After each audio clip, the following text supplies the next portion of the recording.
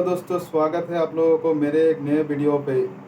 इस वीडियो पे मैं आज आप लोगों के साथ डिस्कस करने वाला हूँ कि गुवाहाटी यूनिवर्सिटी के अंदर एलएलएम करने का पूरा प्रोसेस, एलएलएम कोर्स करने का एंट्रेंस एग्ज़ाम में क्या क्या सिलेबस आता है, सिलेबस में क्या क्या सब्जेक्ट कवर होता है और एंट्रेंस में बैठने के लिए फॉर्म फिलअप में क्या क्या प्रोसीड्योर फॉलो करना पड़ता है, सब कुछ मैं आज इस वीडियो के ज़रिए आप लोगों को पहुंचाने के लिए कोशिश करूंगा। तो वीडियो को लास्ट तक देखते रहिए। मेरा दावा है कि इस वीडियो को देखने के बाद आपको दूसरा और कोई वीडियो देखने की ज़रूरत नहीं होगा। शायद मैं ये वीडियो बना रहा हूँ क्योंकि मैं खुद गुवाहाटी यूनिवर्सिटी के एलएलएम एंट्रेंस में अपेयर हो चुका हूँ। तो मुझे लगता है कि मुझसे ज़्यादा अच्छे तरीके से और कोई इस बारे में बात नहीं कर सकता। तो वीडियो को लास्ट तक देखते रहिए।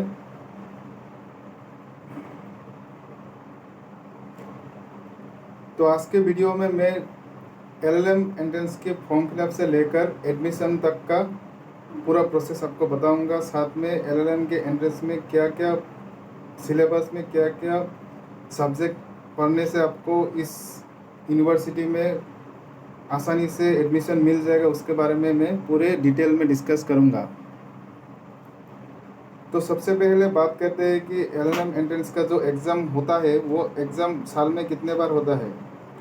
तो इस एग्ज़ाम को यूनिवर्सिटी साल में एक बार कंडक्ट कराते हैं। तो साल में आपको एक बार ही मौका मिलेगा इस एग्ज़ाम में बैठने के लिए।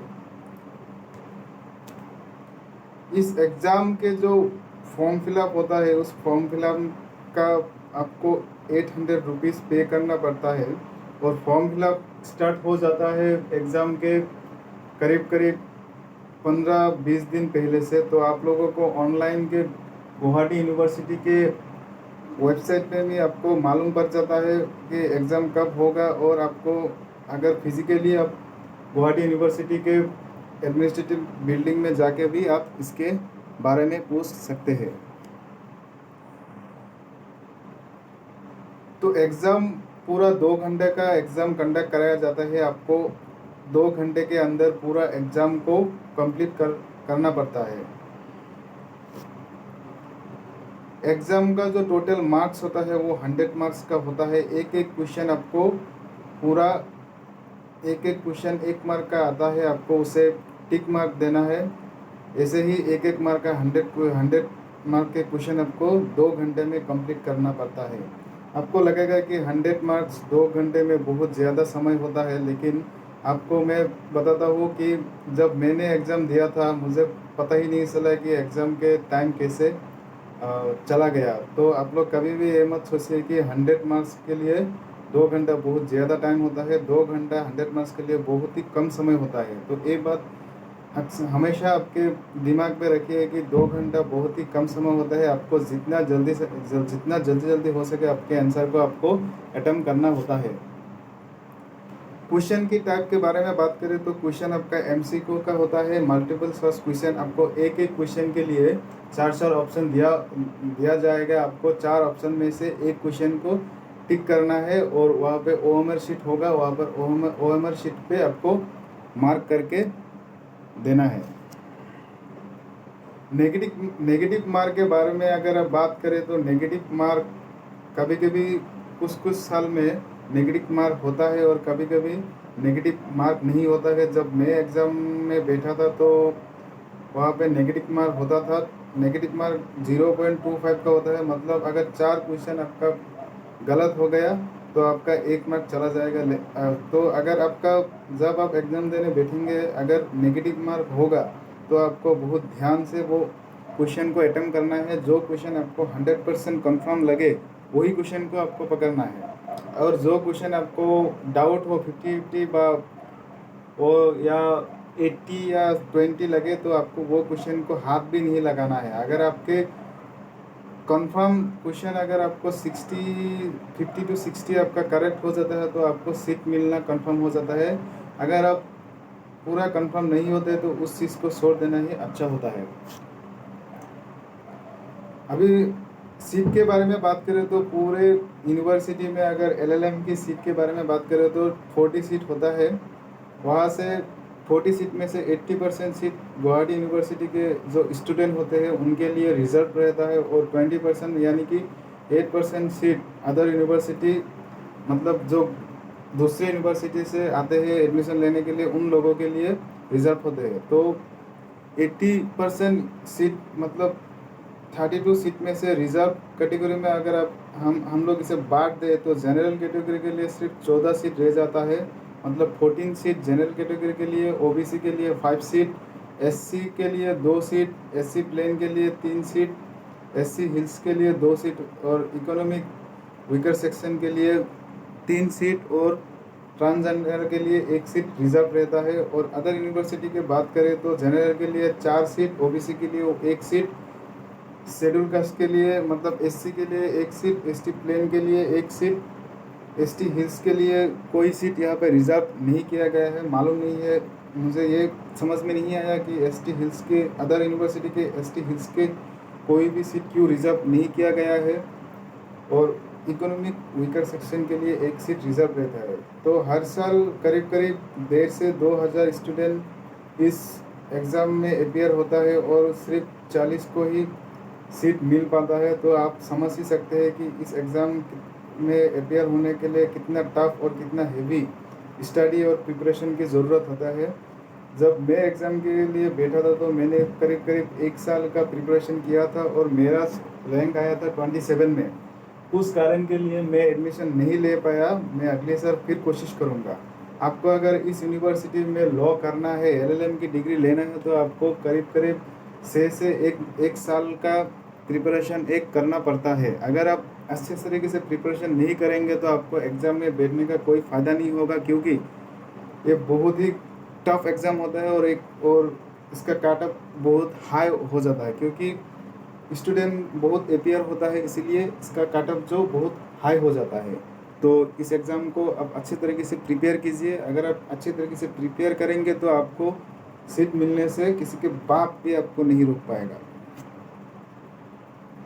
यहाँ पे अगर मैं EWS के प्रोविज़न के बाद में बात करूँ तो मुझे ये मालूम चला था कि मालूम पड़ा कि EWS का जो सर्टिफिकेट होता है वो आपको एग्ज़ामिनेशन का जो एंट्रेंस का फॉर्म फिलअप करते हैं उससे पहले का इशू किया जाना होता है। मतलब अगर आपका EWS सर्टिफिकेट एंट्रेंस एग्ज़ाम के फॉर्म फिलअप के पहले इशूड है तो आपका वो एक्सेप्टेबल होगा। अगर आप फॉर्म फिलअप करने के बाद अपना EWS सर्टिफिकेट बनाते हैं तो वो मेरे ख्याल से एक्सेप्टेबल नहीं होगा। एडमिशन फ़ी के बारे में बात करें तो एडमिशन फ़ी हो जाता है, जब मैंने एंट्रेंस दिया था उस समय में एडमिशन फ़ीस था 16,945 रुपये, मतलब 16,945 रुपीज़। एडमिशन पेमेंट के बारे में अगर बात करें तो एडमिशन पेमेंट आपको जिस दिन एडमिशन हो जाएगा उसके 2-3 दिन तक आप एडमिशन पेमेंट को जमा करवा सकते हैं। इसका मतलब कि आप जब एडमिशन लेने के लिए जाए उस समय आपको पैसा देने की कोई ज़रूरत नहीं है।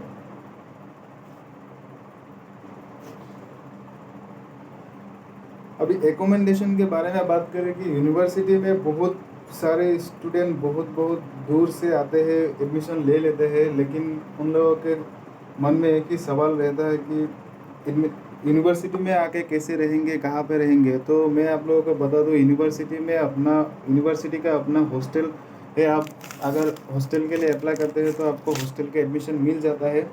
अगर हॉस्टल में एडमिशन नहीं मिलता है तो यूनिवर्सिटी के आसपास बहुत रेंट हाउस मिल जाता है, जहाँ पे आपको 3,000 से 5,000 रुपया में आपको अच्छे रूम मिल जाएंगे। यूनिवर्सिटी के 1 किलोमीटर के रेडियस के अंदर आपको रेंट में रूम मिल जाता है, जहाँ जिसका किराया होता है 3,000 से 5,000 रुपया। और आप अगर पीजी लेना चाहते हैं तो आपको पीजी भी मिल जाता है 5,000 रुपया में, अच्छी खासा पीजी मिल जाता है। मैं खुद वहाँ पे रह चुका हूँ। अभी जो वीडियो का मेन हिस्सा है, मेन पार्ट है, वो अभी आएगा, क्योंकि अब एग्जामिनेशन में अगर आप बैठने जाता है तो आपको हर लोगों का एक ही सवाल रहता है कि इस एग्ज़ाम में क्या क्या क्वेश्चन आता है, क्या क्या सिलेबस होता है। तो मैं आप लोगों को बता दूं, इस एग्ज़ाम के लिए यूनिवर्सिटी ने ऑफिशियली कोई भी सिलेबस पब्लिश अभी तक नहीं किया है। अगर जो भी पढ़ना है आपको खुद से पढ़ना है। लेकिन मैं आप आज इस वीडियो में आप लोगों को जो जो सब्जेक्ट के बारे में बात करूंगा, जो जो सब्जेक्ट के बारे में बताऊंगा, अगर आपने वो सब्जेक्ट पूरा पढ़ लिया तो आपको रैंक 1 में आने से कोई नहीं रोक सकता। तो सिलेबस के लिए आप लोग को जो मोस्ट इम्पोर्टेंट सब्जेक्ट होगा वो होगा इंडियन कॉन्स्टिट्यूशन। करीब करीब 70% क्वेश्चन आपका इंडियन कॉन्स्टिट्यूशन से आता है। इसका मतलब कि आपको इंडियन कॉन्स्टिट्यूशन पूरा पढ़ना है। Step by step Indian constitution आपके दिमाग में, आपके विजन में आना चाहिए। अगर आपको आँख भी बंद कर दे तो इंडियन कॉन्स्टिट्यूशन दिखाई देना पड़ेगा। ऐसा स्टडी आपको इंडियन कॉन्स्टिट्यूशन से पढ़ना पड़ेगा। उसके 2 नंबर में आता है जूरिस्प्रूडेंस। जूरिस्प्रूडेंस पे भी बहुत क्वेश्चन आता है। अगर मैं बताऊँ तो आधा क्वेश्चन जूरिस्प्रूडेंस से ही आता है। जूरिस्प्रूडेंस एक बहुत ही इम्पोर्टेंट टॉपिक हो जाता है एंट्रेंस एग्ज़ाम के पॉइंट ऑफ व्यू से। इसका मतलब कि आप जूरिस्प्रूडेंस को कभी भी इग्नोर मत कीजिए। जूरिस्प्रूडेंस को आप अच्छी तरीके से पढ़िए। जूरिस्प्रूडेंस के पूरे कॉन्सेप्ट को आप क्लियर कर लीजिए। तीसरे नंबर पे आता है Indian penal code. Indian penal code को आपको बारीकी से पढ़ना है। इंडियन पिनल कोड को आप कभी भी मत छोड़िए। एक एक सेक्शन को आपके माइंड में घुसा देना है। अगर एक भी सेक्शन आपको छोड़ दिए तो आपको इस एग्ज़ाम में भारी नुकसान हो सकता है। इंडियन पिनल कोड का भी एक इंडियन पिनल कोड में ज़्यादा इम्पोर्टेंट पार्ट हो जाता है जनरल डिफेंस का जो पार्ट होता है। उस जनरल डिफेंस के पार्ट से बहुत सारे क्वेश्चन आते रहता है। मैंने भी जब एग्ज़ाम में बैठा था तो जनरल डिफेंस के जो पार्ट होता है आईपीसी में, उससे बहुत सारे क्वेश्चन आया है। क्रिमिनल प्रोसीड्यूर के सीआरपीसी के बारे में बात करें तो सीआरपीसी से भी बहुत सारे क्वेश्चन आते हैं। तो आप लोग सीआरपीसी को भी अच्छी तरीके से पढ़ाई कीजिए। सीआरपीसी को पूरा सीआरपीसी आप सीख लीजिए। एक एक क्वेश्चन, एक एक सेक्शन को आप पूरे अपने दिमाग में बैठा लीजिए। अगर लॉ ऑफ कॉन्ट्रैक्ट के बाद में बात करें तो लॉ ऑफ कॉन्ट्रैक्ट से इतना ज़्यादा क्वेश्चन नहीं आते हैं। और मैंने देखा भी नहीं कि ऐसे लॉ ऑफ कॉन्ट्रैक्ट के बुक से कुछ क्वेश्चन आते हैं। तो आपको लॉ ऑफ कॉन्ट्रैक्ट के बेसिक जो कंसेप्ट होते हैं उसको आपको क्लियर करना पड़ता है। अगर आप लॉ ऑफ कॉन्ट्रैक्ट के बेसिक कंसेप्ट को क्लियर कर लेते हैं तो आपको एग्ज़ाम को पास करने के लिए थोड़ी आसानी हो जाती है। वैसे ही हिंदू लॉ से भी इतना क्वेश्चन नहीं आता है। आपको सिर्फ जनरल जो बेसिक बात होता है हिंदू लॉ के बारे में वो आपको पढ़ना होता है। लॉ ऑफ टॉर्ट के थोड़ा बहुत इम्पोर्टेंट क्वेश्चन आते हुए देखते पड़ते हैं। तो आप लोगों को लॉ ऑफ टॉर्ट्स के जो जितने भी कॉन्सेप्ट है उसको आपको पढ़ना पड़ता है। और इन टॉपिक के बीच में से आपको ज़्यादा इम्पोर्टेंस देना है जूरिस्प्रूडेंस और इंडियन कॉन्स्टिट्यूशन में। जो 8 टॉपिक मैंने अभी तक आपको बताया है उनमें से जूरिस्प्रूडेंस और इंडियन कॉन्स्टिट्यूशन में ज़्यादा फोकस देना है। उसके अलावा आपको रिसेंट जो जनरल नॉलेज चलते रहते हैं, जनरल नॉलेज का आपको बारे में पढ़ना है। वर्ल्ड मैप के बारे में, वर्ल्ड ट्रेड के बारे में, इकोनॉमिक्स के बारे में पढ़ना है। और इसके साथ ही साथ रिसेंटली जो हमारे देश में लीगल अपडेट होते रहते हैं, जैसे कि चीफ जस्टिस ऑफ इंडिया के नाम और भारत के जो अटॉर्नी जनरल है उसके नाम, ऐसे ही कुछ लीगल अपडेट जो अपॉइंटमेंट जो होते रहते हैं उसके बारे में आपको पूरा जानकारी से पढ़ना पड़ेगा।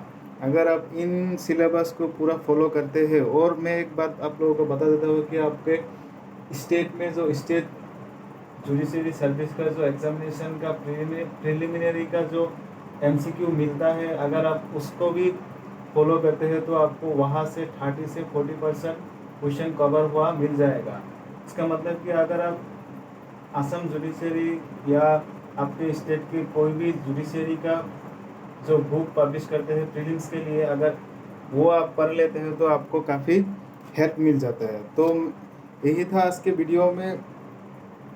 आई होप कि मैं इस वीडियो से आप लोगों को कुछ हेल्प कर पाया हूँ। अगर मैं आप लोगों को कुछ बताना भूल गया हो या फिर आपके मन में कोई क्वेश्चन आ रहा है तो आप मुझे कमेंट सेक्शन में पूछिएगा।